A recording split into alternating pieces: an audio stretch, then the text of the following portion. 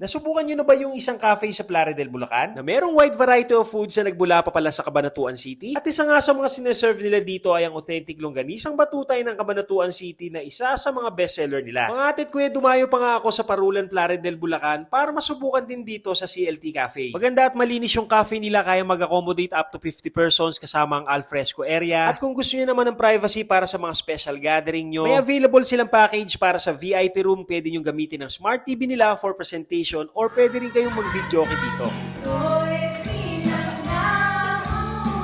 Napakarami nilang ino-offer na food dito na pwede sa bata at matanda, mula coffee and drinks, appetizers, pasta, snacks, rice meals, and bento meals. At sinubukan ko nga ang ilan sa mga bestseller nila, tulad nitong kanilang deviled tofu na malambot ang tofu slices na merong sweet and spicy twist. Meron din sila ditong stuffed fries na loaded with truffle cheese sauce. At yung cheeseburger nila ay makapalang patties served with potato chips. Napaka-komportabling kainin nitong kanilang bread bowl soup at very comforting din ang lasa nitong kanilang egg drop soup. Na-try ko din yung kanilang oil-based pasta espanyola na may kasamang toasted bread at gourmet tuyo on top, at itong kanilang wild mushroom truffle pasta. Meron din silang Okinawa salad na pina-authentic ng Japanese mayo, at nasubukan ko rin yung dalawang klaseng bento set nila na classic tapa na may kasamang Caesar salad at chili bomb. Nagustuhan ko rin yung bento set nila na longganisang batutay. Beef ang meat na ginamit dito sa longganisa, manamis-namis yung lasa. May kasamang Asian salad, fried rice at cheesy buko lumpia. Nasarapan din ako sa lasa ng salpikaw rice nila. Stir-fried beef rice ito na may tamang blend ng chili and garlic. Panalo to, promise. Isa tong beef salpikaw sa mga bestseller ng CLT Cafe.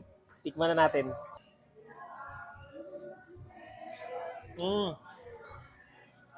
Ang sarap ng lasa ng rice.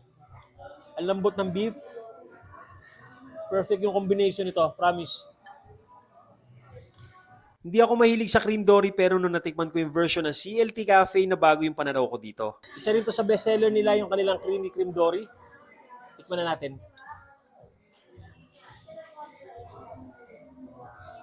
Game.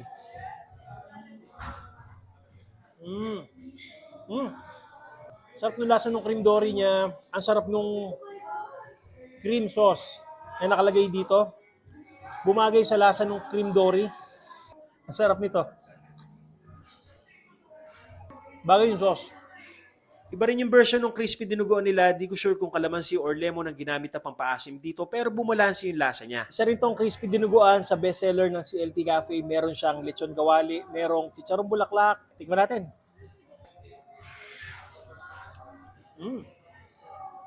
Iba yung atake nito. May lalalasan akong parang lemony yung taste niya. Naglalaban yung alat niya, yung konting asim. Pero yung asim niya hindi galing sa vinegar. Kung doon ako nagkakamali, galing sa calamansi or lemon.